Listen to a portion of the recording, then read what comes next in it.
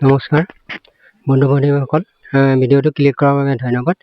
আমাৰ শ্ৰীমন্ত শংকৰদেৱ সংঘৰ প্ৰাথমিকৰ আই বাপ আই মাতৃ সমস্তই কৰণী বামুণ গাঁৱৰ অনাদি কন্দলী ছাৰৰ ঘৰলৈ আহিছিল।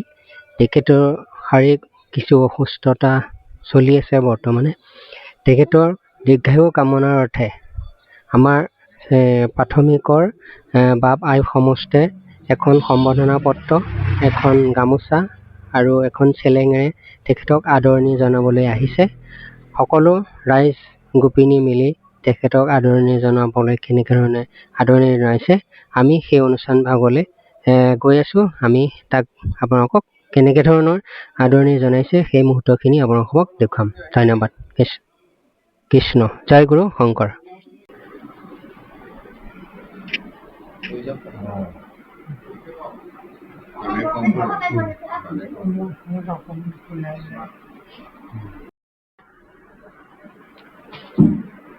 কলাখানি শ্ৰীমন্ত শংকৰদেৱ সংঘৰ লগতে পুৰণি বামুণ গাঁৱৰ বাপ আই সমষ্ট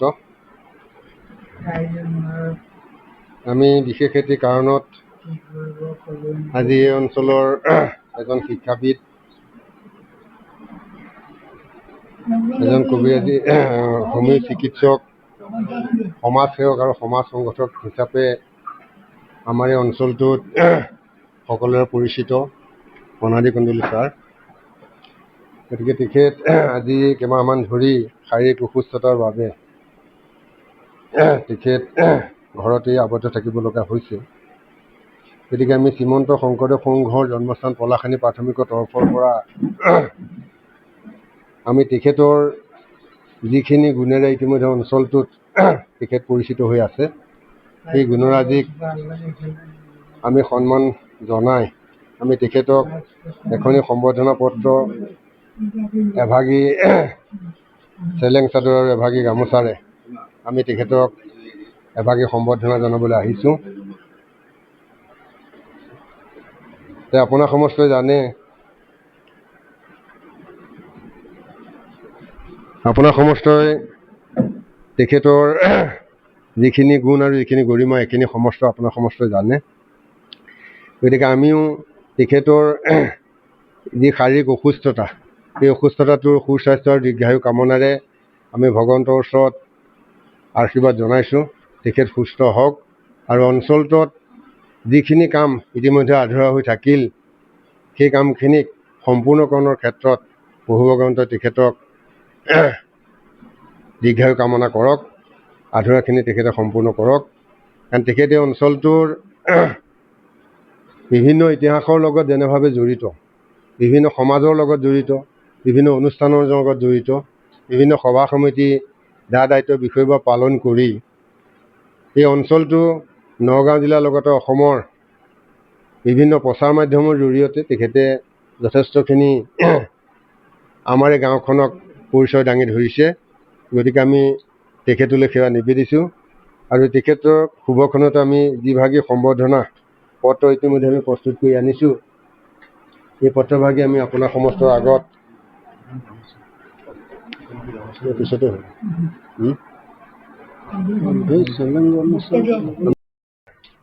দুভাগী যি ধৰ্মবস্ত্ৰ আছে, এভাগী চেলেং চাদৰ, এভাগী গামোচা। গতিকে এই দুভাগী আমি দি তেখেতক আদৰণি জনাবৰ বাবে পলাশানী প্ৰাথমিকৰ যিজন নামাচাৰ্য আছে গজন শইকীয়া বাপ, তেখেতক আমি চেলেং চাদৰ ভাগ দি আমি কন্দলী ছাৰক আদৰণি জনাবৰ বাবে আমি সেৱা ধৰিছোঁ।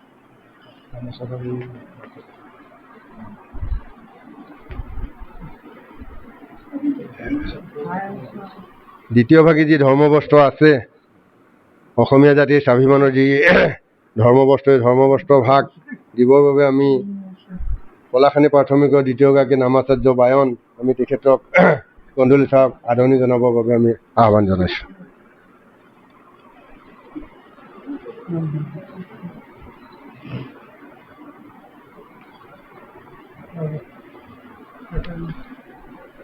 ইয়াৰ পাছতে আমি সম্বৰ্ধনা পত্ৰভাগ আপোনাৰ সমস্তৰ আগতে আমি পাঠ কৰি দিছোঁ।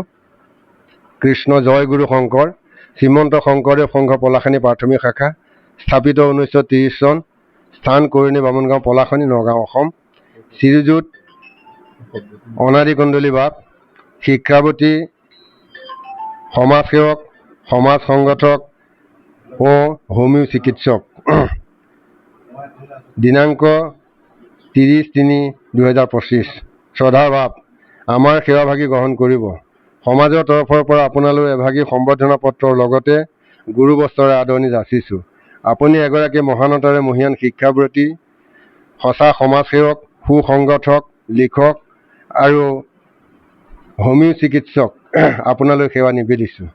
শিক্ষাৰ মহানতাৰে মহিয়ান হৈ ছাত্ৰ সমাজৰ মাজত দিয়া জ্ঞান দানেৰে আজিও আপুনি গুৰুৰ গৰিমাৰে মণ্ডিত হৈ শিখৰ আৰোহণ কৰি আহিছে। আপোনালৈ যাচিলোঁ সশ্ৰদ্ধ প্ৰণাম। মানৱ সমাজৰ এগৰাকী মহান সংগঠক হিচাপে বৃহত্তৰ অঞ্চলৰ প্ৰতিটো বিষয়ক শৃংখলিত ৰূপত সজাই তোলা আপুনি এগৰাকী সঁচা সমাজসেৱক। আমিও সমাজৰ তৰফৰ পৰা আপোনালৈ যাচিলোঁ নমস্কাৰ। শাৰীৰিক অসুস্থতাৰ বেদনা প্ৰতিহত কৰি আপুনি পুনৰ সঁচা সমাজ সংগঠক হিচাপে মহানতাৰ দিশত ধাৱমান হোৱাৰ আশীৰ্বাদ যাচিলোঁ। জিলা তথা গ্ৰাম্য অঞ্চলৰ এগৰাকী চিকিৎসক হিচাপে অঞ্চলটোৰ প্ৰতিজনৰ হৃদয়ত স্থান দখল কৰা আপুনি এগৰাকী সঁচা হোমিও চিকিৎসক। যাচিলোঁ আপোনালৈ প্ৰণাম। সৰ্বগুণৰ মহান দানেৰে সমাজৰ প্ৰতিটো দিশত আগবঢ়োৱা অৱদানৰ দিশত পুনৰ আপুনি ধাৱমান হোৱাৰ আহ্বান জনাই শ্ৰীমন্ত শংকৰদেৱ সংঘৰ জন্মস্থান ভাগৰ ইতিহাসক জেউতি চৰাই আগবঢ়োৱা সিদ্ধান্তৰ লগতে অঞ্চলটোৰ ইতিহাসক প্ৰাণৱন্ত কৰি ৰখা এগৰাকী ইতিহাসবিদ হিচাপে আপোনালৈ সমাজৰ তৰফৰ পৰা সুস্বাস্থ্য আৰু দীৰ্ঘায়ু কামনাৰে নিবেদিছোঁ শতকোটি আশীৰ্বাদ। শ্ৰী দিগন্ত শইকীয়া সভাপতি, মণ্টু শইকীয়া সম্পাদক, শ্ৰীমন্ত শংকৰদেৱ সংঘ, পলাশানী প্ৰাথমিক শাখা।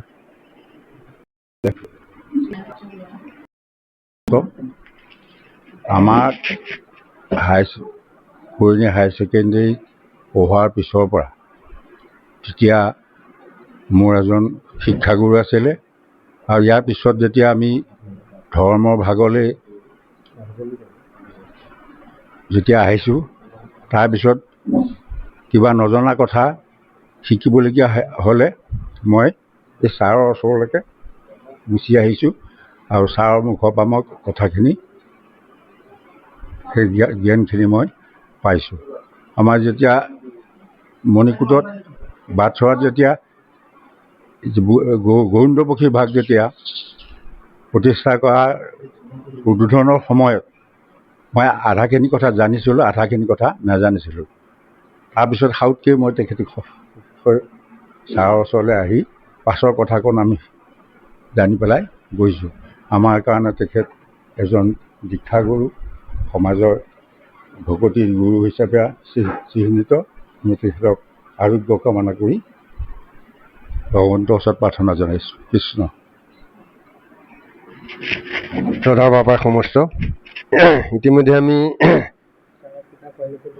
সম্বৰ্ধনা পত্ৰ ভাগৰ বিষয়খিনি উল্লেখ কৰিছোঁ যে শ্ৰীমন্ত শংকৰদেৱ সংঘৰ জন্মস্থান ভাগৰ ইতিহাসক জেউতি চৰাই, তাতেই কথাখিনি আছে যে শ্ৰীমন্ত শংকৰদেৱ সংঘৰ জন্মস্থান ভাগ যিহেতু তেখেতৰ একেবাৰে ওচৰতে, গতিকে জন্মলগ্নৰ পৰা তেখেতে গোটেই ইতিহাসখিনি জানে। গতিকে সেই ইতিহাসৰ লগত তেখেত জড়িত হৈ আছে।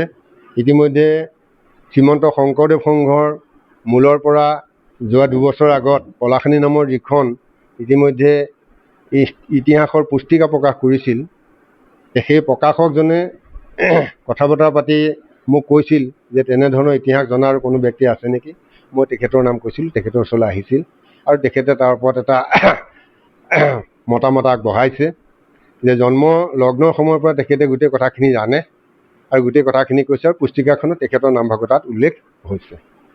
গতিকে অঞ্চলটোৰ বিভিন্ন ইতিহাস ইতিমধ্যে বাৰগঞাৰ বিভিন্ন কৰাপাত নামৰ যিখন আলোচনী, তাতো তেখেতৰ প্ৰতি বছৰে এটা লিখনি থাকে যে অঞ্চলটোৰ ইতিহাসৰ ওপৰত, পলাশানীকে আদি কৰি বৃহত্তৰ অঞ্চলটোৰ ইতিহাসৰ ওপৰত তেখেতৰ লিখনি থাকে। গতিকে সেই লিখনিসমূহৰ পৰা আমি অঞ্চলটোৰ জন্মলগ্নৰ সেই কাহিনীখিনি আমি জানিব পাৰিছোঁ। গতিকে এনেধৰণৰ ইতিহাস সম্পৰ্কত লিখা দ্বিতীয়গৰাকী ব্যক্তি আমি অঞ্চলটোত পোৱা নাই, কিন্তু কন্দলী ছাৰে লিখে। গতিকে সেই আমি ভগৱন্তৰ ওচৰত ৰাজহুৱাভাৱে আমি প্ৰাৰ্থনা জনাইছোঁ যে তেখেতৰ এই অঞ্চলটোত বা নগাঁও জিলাখনত বা অনুষ্ঠান প্ৰতিষ্ঠানসমূহত তেখেতৰ প্ৰয়োজন আছে। গতিকে প্ৰভু ভগৱন্ত তেখেতক সুস্বাস্থ্য দীৰ্ঘায়ু কামনা কৰক। গতিকে অঞ্চলটোৰ বিভিন্ন কাম কাজত পৰামৰ্শ সঠিক সিদ্ধান্ত দিব পৰা ব্যক্তি তেখেত। আৰু তেখেতে যেনেধৰণৰ উক্তিৰে বা যেনেধৰণৰ সত্য তথ্যৰ বিষয়খিনি দাঙি ধৰে, গতিকে তেনেধৰণৰ দ্বিতীয়জন নাই। গতিকে তেখেতে সেই তথ্যসমূহ দাঙি ধৰাৰ বাবে আজি আমি অঞ্চলটো অসমৰ বিভিন্ন স্থানৰ মানুহে আমাক সেই লিখনিসমূহৰ পৰা গম পাইছে। গতিকে সেই আমি প্ৰভু ভগৱন্তৰ ওচৰত তেখেতৰ দীৰ্ঘায়ু সুস্বাস্থ্য কামনা কৰিছোঁ। গতিকে আমি সম্বৰ্ধনাৰ অন্ততে আমি এভাগেই মাধৱ পুৰুষৰ ঘোষাৰে হয়নে আমি কাৰ্যসূচীভাগ আমি সমাপন কৰিবলৈ আগবাঢ়িছোঁ। গতিকে কিবা ক'ব, কিবা এটা কওক। কি ক'ম কওকচোন। হেল্ল', ৰাজগোপিনীসকল, আপোনালোকে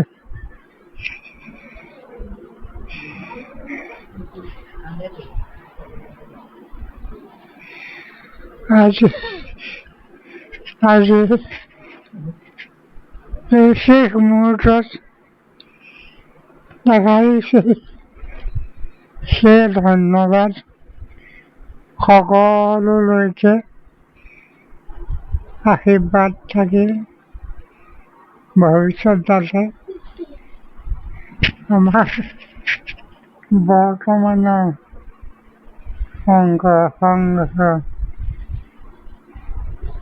শংকৰ সমাজ, ব্ৰাহ্মণ্য সমাজ আদি সকলোৰে মাজত বিভেদ ভাৱ যিবিলাক আছিলে, সেই বিভেদ ভাৱবিলাক উঠি অহা প্ৰজন্মই যাতে তাৰ প্ৰতি লক্ষ্য ৰাখি নিজৰ জীৱনটোক গঢ়ি নিয়ে, সেইটোকে আমি মোৰ ফালৰ পৰা কামনা কৰিলোঁ। আমাৰ গজেন বাবাছে মোৰ ছাত্ৰ। কথা হৈছে কি, ফাগুণ মাহ পূৰ্ণিমা তিথি, সেইদিনাখন গড়মূৰৰ সত্ৰাধিকাৰ পীতাম্বৰদেৱ গোস্বামী তেখেতে আহি ইয়াতে বহিছিলে সংঘৰ মুখৰ বাটচুৱাতে। তাৰপিছত এখন বৰবিয়া আমাৰ ঘৰৰ পৰাই নিদিয়া হৈছে। তেতিয়া মোৰ জন্ম আছিল 6 মাহ। সকলোৱে ক'লে চনটো বোলে গোঁসাই চলে লৈ যাচোন। কাৰণ গোঁসাই চলে নিয়া কথাটো হ'ল এইটোৱেই যে মূৰত চুলি নাই লোৱাটো কিবা এটা কৰিব পাৰে নেকি। তাৰপিছত তেতিয়া গোঁসাই হাত পাত ফুৰাই ক'লে বোলে হ'ব, ঈশ্বৰ যি দিছে সেয়ে হ'ব। গতিকে সিমানতে সেইটো কথা থাকিলে। গতিকে মোৰ জন্মৰ 6 মাহৰ পিছতে গড়মূৰৰ সত্ৰাধিকাৰ পীতাম্বৰদেৱ গোস্বামী ইয়ালৈ আহে। আৰু সেই ক্ষেত্ৰতে তেতিয়া শংকৰ সংঘৰ যাৱতীয় প্ৰস্তুতি প্ৰতিষ্ঠাৰ কাৰণে যিখিনি কৰিব লগা হয় এই কামখিনি কৰিবলগীয়া হয়। তাৰপিছত আহিনৰ 20 তাৰিখ ইংৰাজী 1933 চন পৰে। আৰু সেই 1933 চনত আহিনৰ 20 তাৰিখ শুক্ৰবাৰ দোকমোকৰ অসমত মোৰ জন্ম হৈছিল, লিখি থোৱা আছে। সেই সময়তে দেউতাই লগে লগে লিখি থৈছিল। এতিয়াও সেইখন কাগজ বৰ্তমান আছে। গতিকে 6 মাহৰ পিছত গোসাঁই ইয়ালৈ আহে। তাৰপিছত তেওঁ ভলণ্টিয়াৰ গোসাঁই হিচাপে ৰাইজৰ ফালৰ পৰা বিভিন্ন ধৰণৰ সৎ আৰু অসৎ দুইবিধ মতামত দিয়া হৈছিল যে গোসাঁইনো ভলণ্টিয়াৰ হয়নে, কিন্তু কথা হ'ল ৰাজ্যৰ স্বাৰ্থত পৰি তেতিয়া গোসাঁইও ভলণ্টিয়াৰ হ'বলগীয়া হয়, এখন দেশৰ স্বাৰ্থ। গতিকে দেশৰ স্বাৰ্থ ৰক্ষা কৰিবলৈ যাওঁতে তেনেকুৱা ভালেখিনি কাম কৰিবলগীয়া হৈছিল। তেওঁক যোৰহাটত এবাৰ বান্ধি থ'বলৈ ওলাইছিল। গড়মূৰৰ সত্ৰাধিকাৰ তেতিয়া কৈছে বোলে আহক, আপোনালোকৰ সমাজৰ যিমানখিনি মানুহ আছে, যিমান বামুণ গোসাঁই আছে, যিমান সত্ৰ আছে, আহক, মই তালৈ ভয় নকৰোঁ। সেইটো যোৰহাটত কোৱা কথা মিটিঙত। গতিকে তেওঁৰ নিৰ্ভয়তাৰ প্ৰমাণ হ'ল সেই এটা। আৰু সেই ক্ষেত্ৰত সকলোৱে তেতিয়া গোসাঁইক হাত উজাৰ দিছিল যে আপুনি সত্ৰাধিকাৰ হ'লেও আমাৰ চাৰিওফালৰ আমাৰ গুৰু, গতিকে ৰাজনৈতিক হিচাপেও আপুনি গুৰু আৰু সামাজিক বা ধৰ্মীয়ভাৱেও আপুনি গুৰু। গতিকে তেতিয়াৰ পৰাই এই বৰ্তমান দুখ লাগিছে এটা কথাত যে সেই তেতিয়াৰ সময়ৰ যিটো প্ৰতিভা, সেই প্ৰতিভাটো ক্ৰমান্বয়ে যুৱক সমাজৰ মাজত কমি যোৱা দেখা গৈছে। গতিকে এই উৎসাহটো যাতে নকমে, কাৰণ উৎসাহ উদ্দীপনা সংঘত কিবা এটা আৰম্ভ কৰিব হ'লেই লক্ষীকান্ত গোহাঁই তেওঁ মোক ক'ব, ঐ নাট এখন লিখ, এইবাৰ নতুন নাট কৰিব লাগিব। এই নাটনো তেনেকৈ লিখেনে? গতিকে সপ্তাহ 10 দিনৰ ভিতৰত লিখি দিওঁ আৰু সেইখন অভিনয় কৰে, সদায় নতুন। গতিকে তেতিয়া নন্দী বৰা আছিলে, তেওঁ হৈছে এক্টৰ হিচাপে মানে স্বীকৃতিপ্ৰাপ্ত লোক দেই, ধুনীয়া ভাও কৰে। গতিকে সেইখিনি আছিল সেইটো অৱস্থা। কিন্তু সেই অৱস্থাটো বৰ্তমান কমি গৈছে। তেতিয়া সেই অৱস্থাটোৰ ওপৰত নিৰ্ভৰ কৰি এতিয়া মনত পৰিলে মাজে মাজে অলপ দুখ লাগে। তেতিয়াতো ব্ৰাহ্মণ গোসাঁই আছিল, তেওঁলোকো সমাজ আছিল, কিন্তু একেলগে এটা এখন এনেকৈ কেনেকৈ কৰে। এবাৰ পৰশুৱা মোৰ নাটক বাৰখন, পৰশুৱা মোৰ নাটক লক্ষী গোহাঁই ক'লে ওলাই, এইবাৰ পৰশুৱা মই কৰিম, গতিকে তই মোৰ মানুহটো জোখাৰ সৈতে পৰশুৱা মই ভাড়ালৈ লিখি পেলাবি। বোলো সময় 15 দিন আছে, তই হ'ব পাৰিবি। এইটো হৈছে মোৰ কাম। আহি পেলাই ক'বহি অমুকটো কৰি দিম। সৰু নাট এখন লাগে, এই মোক নাট এখন লাগে, তই লিখি দেচোন বেগতে। নাটনো লিখি দিয়া হয় না বেগতে লিখি দিয়া নাটক তেনেকৈ কৰা হৈছিল। কিন্তু সেই গৌৰৱটোত আজি অলপ লাৰ্ণ পৰিছে।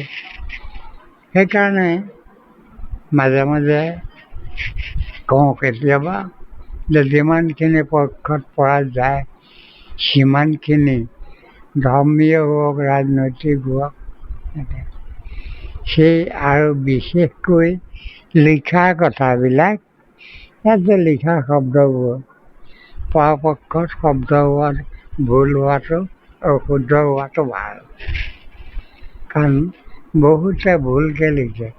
তেওঁৱে মোৰ পৰা নিয়া ডাটা এটা সোপাকে ভুলকৈ লিখিলে, সেয়া সাহিত্য সভাৰ কথা, সেইটো বেলেগ।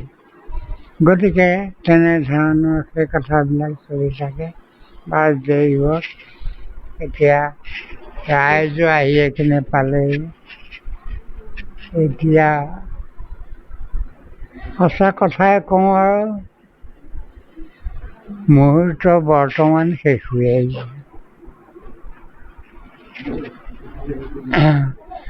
গতিকে ইয়াৰ পিছৰ মুহূৰ্তটোত হয়তো খন্তেক ভাল দেখুৱাব পাৰে, কিন্তু কিমান দূৰ স্থায়ী হয় সেইটো ক'ব নোৱাৰি।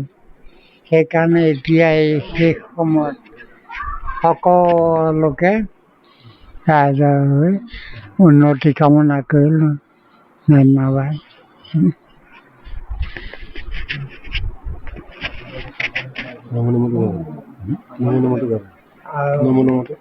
ধৰ্মীয় কিবা শিক্ষা আছে ওচৰতে, গতিকে তেওঁৰ পৰা আদৰ্শটো গ্ৰহণ কৰিব। বহুত কথা গাত আছে, নিজৰ গুণ নিজে প্ৰকাশ নকৰে। গতিকে তেওঁ সম্পৰ্কীয় মই আজিৰ পৰা অঞ্চললৈকে সকলো কথা জানো। গতিকে তেওঁ এজন লিখা পঢ়া হ'ব পাৰে, কিন্তু জ্ঞানত জ্ঞানী। গতিকে সেইফালৰ পৰা মানুহে হেয় জ্ঞান কৰিব পাৰে, কিন্তু কথাটো সেইটো নহয়।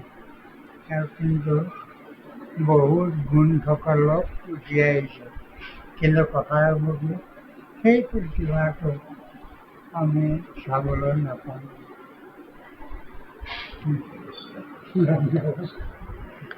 ইতিমধ্যে আমাৰ কুন্দলি ছাৰে শ্ৰীমন্ত শংকৰদেৱ সংঘ জন্মলগ্নৰ পৰা আদি কৰি নাটক লিখাকে আদি কৰি অঞ্চলটোৰ বিভিন্ন শ্ৰীমন্ত শংকৰদেৱ সংঘ, শংকৰ সমাজ আৰু বামুণীয়া সমাজৰ বিভিন্ন অনুষ্ঠান প্ৰতিষ্ঠানৰ লগত জড়িত হৈ যিখিনি বুদ্ধি পৰামৰ্শ আছে, সমস্তখিনি তেখেতে আমাৰ আগত বিৱৰি ক'লে। সেয়ে আমি প্ৰভু ভগৱন্তৰ ওচৰত পুনৰ ৰাইজৰ তৰফৰ পৰা আমি আশীৰ্বাদ প্ৰদান কৰিবৰ কাৰণে আমি সকলোৱে প্ৰভু ভগৱন্তৰ ওচৰত প্ৰাৰ্থনা কৰিছোঁ যে তেখেতক সুস্থ আৰু দীৰ্ঘায়ু কামনা কৰক। অঞ্চলটোৰ বাকী যিখিনি আধৰুৱা হৈ আছে বা যিখিনি কৰণীয় বাকী আছে, গতিকে সেইখিনি প্ৰদানৰ ক্ষেত্ৰত তেখেতে যথেষ্ট ভূমিকা ল'ব। এই আমি আজি বৰ্তমান যিটো সম্বৰ্ধনা অনুষ্ঠান, এই অনুষ্ঠানভাগ আমি ইমানতেই সমাপ্তি হৈছে বুলি ঘোষণা কৰিছোঁ। কৃষ্ণ ঔ হৰি ঔ ৰাম শ্ৰী ৰাম নাম নিজ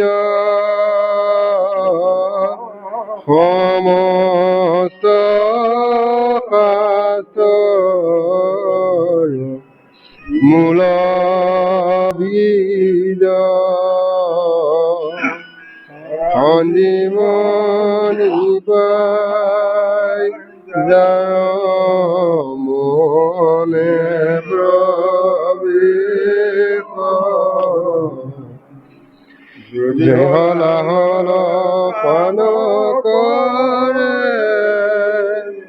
প্ৰলয় মনিত যদি পৰে নিতৰ মুখত প্ৰৱেশিলে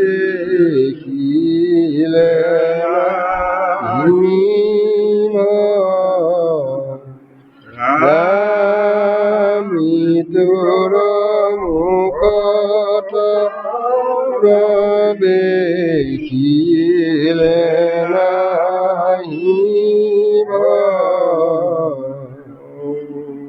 হৰি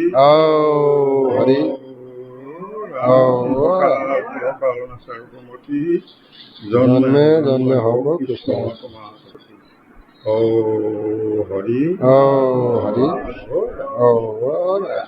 কৃষ্ণ।